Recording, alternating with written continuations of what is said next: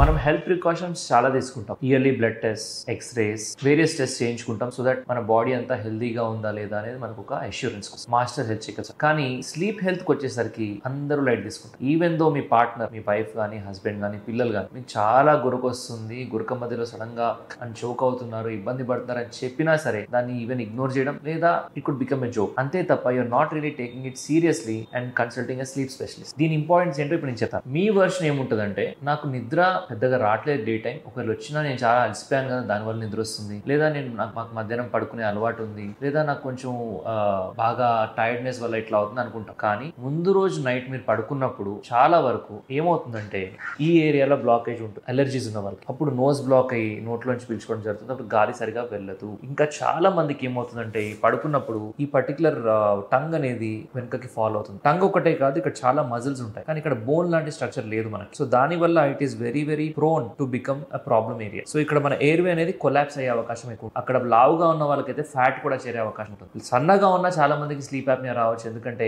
ఈ muscles weakness ఉండొచ్చు, చిన్నప్పుడు వాళ్ళకి ఎడినాయిడ్ టాన్సిల్ ప్రాబ్లమ్ ఉండొచ్చు. ఇలా చాలా కారణాల వల్ల ఈ ప్రాబ్లం అనేది రావచ్చు. వాళ్ళకి ఏమవుతుందంటే నైట్ పడుకున్నప్పుడు ఈ టంగ్ ఇట్లా వెనక ఫాలో అవడం వల్ల నోట్లోంచి కానీ ముక్కులోంచి కానీ గాలి పీల్చడానికి ట్రై చేస్తుంది బాడీ, కానీ లోపల కింద వరకు వెళ్ళదు. దానివల్ల సడన్ గా ఆక్సిజన్ లెవెల్స్ అనేది బాగా డ్రాప్ అవుతాయి. అప్పుడు బ్రెయిన్ ఒక సిగ్నల్ ఇస్తుంది లే అని, అప్పుడు వాళ్ళు లేస్తాడు. బట్ లేసినట్టు ఆ పర్సన్ తెలియదు. అలా తెలిసినా బాగుండు, so next day morning treatment తీసుకుంటాడు. అలా చాలా సార్లు రాత్రంతా జరుగుతూనే ఉంటుంది. కొంతవరకు కొలాప్స్ అయ్యి గాలి వెళ్తే గట్టి శబ్దం వస్తుంది, దాన్నే స్నోరింగ్ అంటాం, గురక. అసలు గురక అంటే ఎందుకు వస్తుంది? ఇది బాగా నారో అవడం వల్ల ఇక్కడ గాలి వెళ్తున్నప్పుడు సౌండ్ క్రియేట్ అవుతుంది, అదే స్నోరింగ్. పూర్తిగా నారో అయితే సౌండే ఆగిపోతుంది. సో మీరు గమనించుంటారు మీ పార్ట్నర్ అప్పటిదాకా గురక పెట్టి సడన్ గా గ్యాప్ వస్తుంది, అది 10 seconds ఉంటుంది minimum. Maximum it can be up to 1.5 minutes also. అప్పుడు ఆక్సిజన్ లెవెల్స్ ఆల్మోస్ట్ 40% పడిపోయిన పేషెంట్స్ కూడా నేను చూసాను, 35 వరకు కూడా. అప్పుడు ఏమవుతుంది అంటే గాలే వెళ్ళదు, వాళ్ళు గాలి పీల్చుకోవడం ట్రై చేస్తుంటుంది బాడీ, కానీ గాలి లోపలికి వెళ్ళదు. అండ్ కొంతసేపట్లో ఆక్సిజన్ లెవెల్స్ బాగా డౌన్ అవడం వల్ల అని లేస్తారు పెద్ద చూపుతాడు.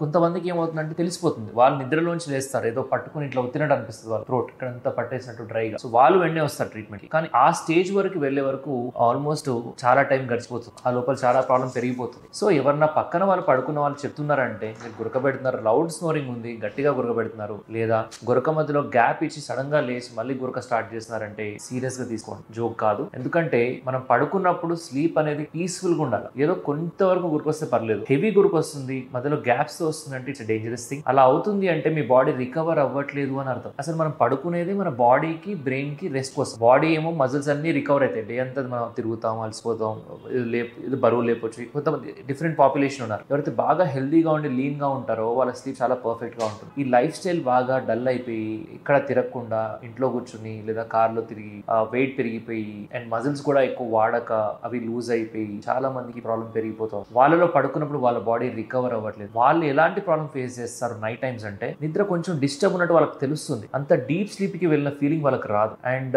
కొంతమంది అంటారు నా గురక నాకు వినిపించినట్టు అనిపిస్తుంది అని. It is not practically possible, but కొంత ఎర్లీ స్టేజెస్ ఆఫ్ స్లీప్ లో అలా ఫీలింగ్ రావచ్చు వాళ్ళకి. ఇంకొంతమందికి బాగా యూరిన్ వస్తుంటుంది, రోజు నైట్ ఒక 10 సార్లు వేస్తారు బాత్రూమ్కి వెళ్ళడం కోసం, ఇది కూడా ఒక సిమ్టమ్. కొంతమందికి బెడ్ వెట్టింగ్ ఉంటుంది పెద్దగా అయినా సరే, అది కూడా ఒక symptom of sleep apnoea. So ఈ విధంగా నైట్ టైం సిమ్టమ్స్ కొన్ని తెలుస్తుంటాయి, కానీ వీళ్ళకి ఎక్కువగా డే టైంలో సిమ్టమ్స్ ఎక్కువ బయటపడతాయి. నైట్ టైంలో పక్కన వాళ్ళకి పనిష్మెంట్ ఎక్కువ. డే టైంలో వీళ్ళకి ఎలా ఉంటుందంటే నిద్ర లేవగానే ఎంతసేపు 10 hours పడుకుంటారు కానీ పడుకోలేదు అనిపిస్తుంది వాళ్ళకి. దే హ్యావ్ అన్సాటిస్ఫాక్టరీ స్లీప్, అంటే ఒక రెస్ట్లెస్ స్లీప్, నాకు రెస్ట్ దొరకలేదనే ఫీలింగ్ లో ఉంటారు. తర్వాత లేవగానే హెడ్ ఏక్స్ ఉంటాయి, ఎర్లీ మార్నింగ్ హెడ్ ఏక్, ఫ్రెష్ గా ఉండదు అసలు. తర్వాత డే అంతా కూడా ఇట్లా ఆటోమేటిక్ గా డోజ్ ఆఫ్ అయిపోతుంటారు, దే కైండ్ ఆఫ్ నిద్రలోకి జారిపోతుంటారు ఈజీగా. అది టీవీ చూస్తున్నప్పుడు, పేపర్ చదువుతున్నప్పుడు, ఈవెన్ మాట్లాడుతున్నప్పుడు కూడా, లేదా ఎవరి కోసం వెయిట్ చేస్తున్నప్పుడు. మోస్ట్ డేంజరస్ ఏంటంటే డ్రైవ్ చేసేటప్పుడు చాలా మంది కూడా నిద్ర వచ్చి ఇండియాలో అయ్యే accidents almost 20 to 30% accidents are because of this sleep apnea patient. Can you believe it? అంటే we can avoid lakhs of deaths every year if we properly treat this problem. అసలు ఈ ప్రాబ్లం ఉందని